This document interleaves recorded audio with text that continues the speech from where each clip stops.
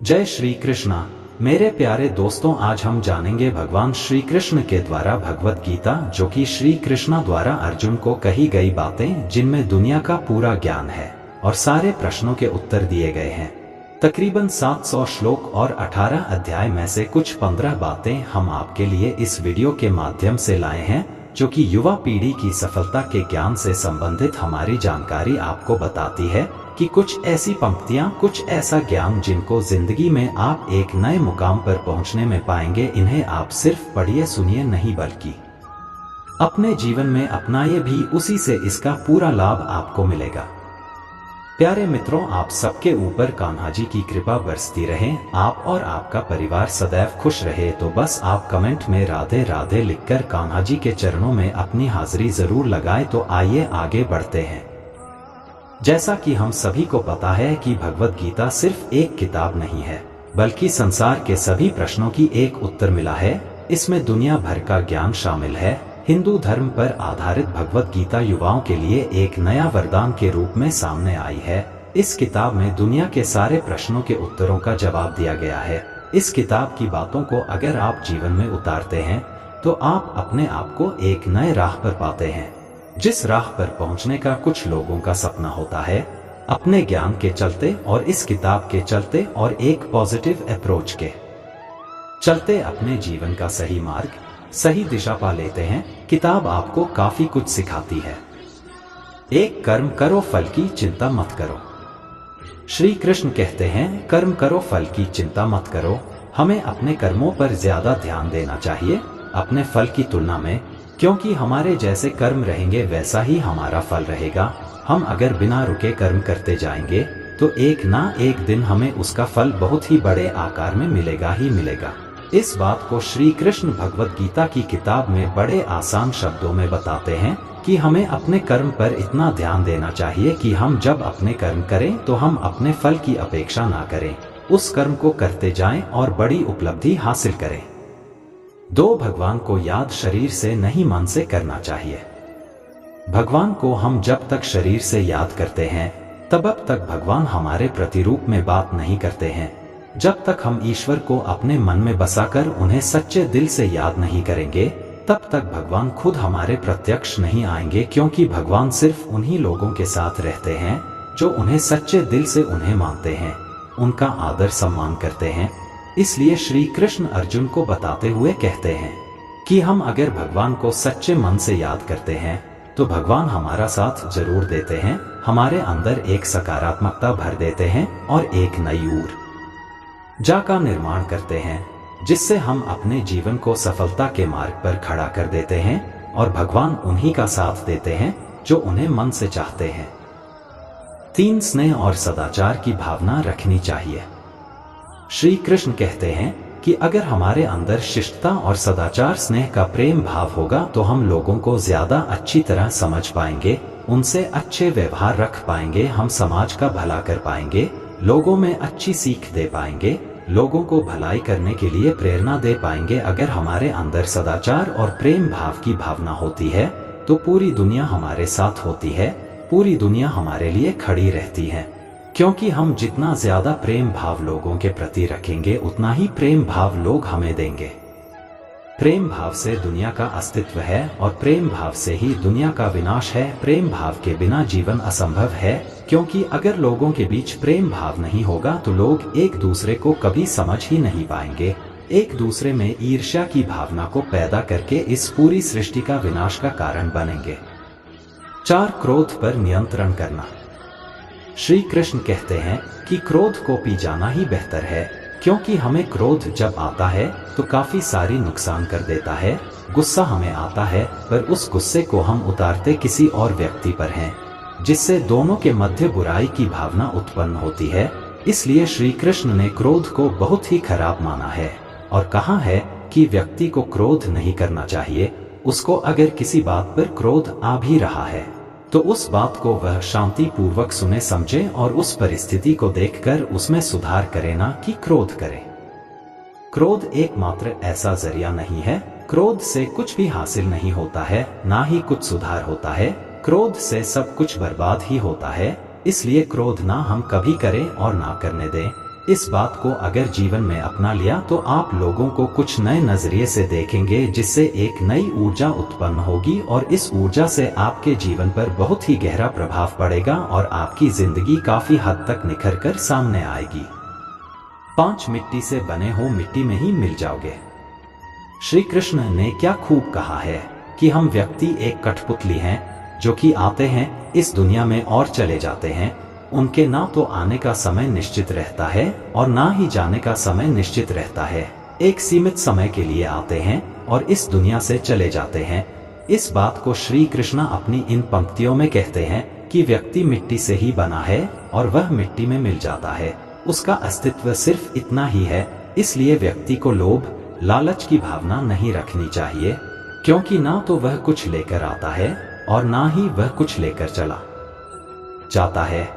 वह जिंदगी भर काम करता अपने दूसरों के लिए है और मरने के बाद वह दूसरों के लिए ही सब कुछ छोड़ जाता है। इसलिए हमें लोभ लालच की भावना छोड़कर सदाचार की भावना अपना लेनी चाहिए, क्योंकि इसी में सारे जगत की भलाई है।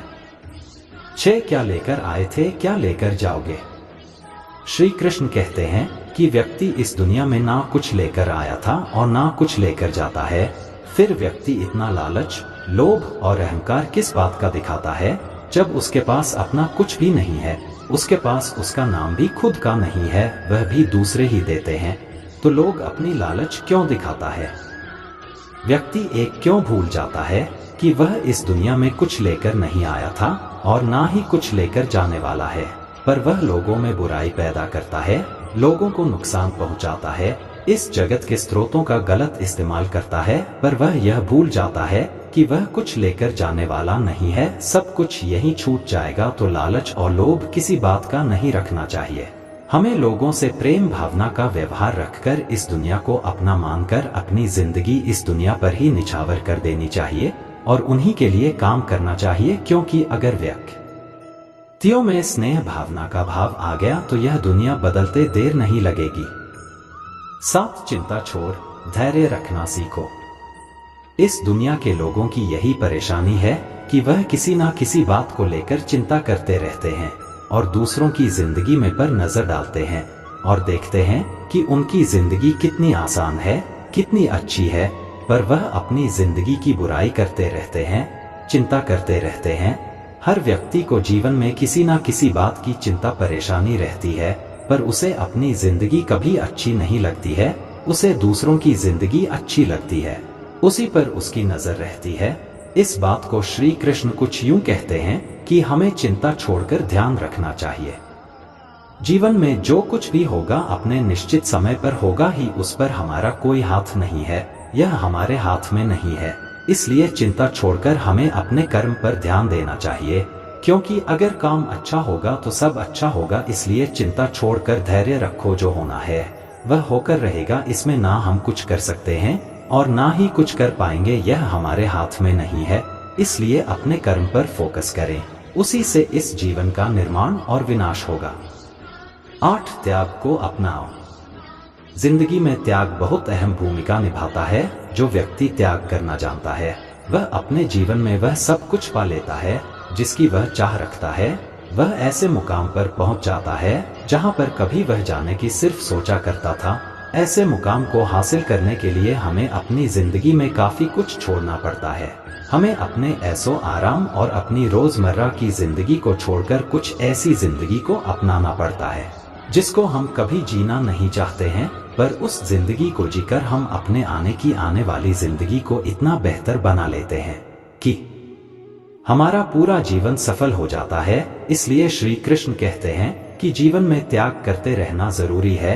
अगर हम त्याग नहीं करेंगे तो इस जीवन का कोई उद्देश्य नहीं रहेगा। जीवन में त्याग करना जरूरी है। त्याग से हमारे खुद में परिवर्तन होता है और जिंदगी में भी सुधार होता है। इसलिए त्याग करते रहना चाहिए। 9 परिश्रम पर विश्वास रखो। श्री कृष्ण कहते हैं कि हमें अपने परिश्रम पर विश्वास रखना चाहिए। अगर हम अपने परिश्रम पर विश्वास रखेंगे तो हमें कभी हार का सामना नहीं करना पड़ेगा। अगर हम अपने कर्म परिश्रम मेहनत पर अटूट विश्वास रखकर उसे कायम रखेंगे तो हमें उससे बहुत अच्छे परिणाम मिलेंगे। वह परिणाम आपको जीवन जीने में बहुत आसान होंगे, क्योंकि एक परिश्रम ही है जो एक रंग को राजा बना देता है और राजा को रंग बना देता है। अगर आप परिश्रम और सही निर्देश और सही दिशा में काम करते हैं तो जीवन में सफल होना पक्का ही है, पर अगर आप अपने परिश्रम पर विश्वास नहीं रखते हैं, उसमें आप धोखा करते हैं, तो आप याद रखना कि आप धोखा भी खुद के साथ कर रहे हो। इससे ना ही किसी और की जिंदगी बनेगी और ना ही कुछ होगा। आप धोखा करोगे तो खुद के साथ। इसलिए अपने परिश्रम पर इतना विश्वास रखें कि जो आप कर रहे हैं वह आपको एक ऐसा परिणाम दे जिसकी आपने कभी अपेक्षा भी नहीं की होगी। 10 लोगों को स्नेह से जीतो। लोगों को स्नेह प्रेम भाव से ही जीता जा सकता है। अगर हमें लोगों के बीच रहना है तो उनसे सदाचार का व्यवहार रखना जरूरी होता है। अगर हम उनसे प्रेम भाव से बात करते हैं तो वह भी वैसे ही हमसे बात करते हैं। हम अगर उनका आदर सम्मान करेंगे तो वह भी हमारा आदर सम्मान करेंगे, क्योंकि सम्मान देने से ही मिलता है और सम्मान प्रेम भाव से ही हासिल किया जा सकता है। बिना स्नेह प्रेम भाव के लोगों को जीतना बिल्कुल नामुमकिन सा है। अगर हम लोगों से अच्छे से बात नहीं करेंगे तो लोगों को हम बिल्कुल भी पसंद नहीं आएंगे और इससे हमारी हार होगी। अगर हमें लोगों को जीतना है, उनके मन में हृदय में एक अच्छी जगह बनानी है, तो उनका सम्मान और उनके लिए प्रेम भाव हमारे अंदर उपस्थित होना चाहिए। 11 जैसा करोगे वैसा ही पाओगे। श्री कृष्ण कहते हैं कि हमारे कर्म ही हमारा परिणाम होता है, क्योंकि जैसी करनी होगी वैसी ही भरनी। जैसा हम कर्म करेंगे वैसा ही हम पाएंगे। अब ऐसा ही हम भरेंगे। हमारे कर्म हमारे कल को दर्शाते हैं।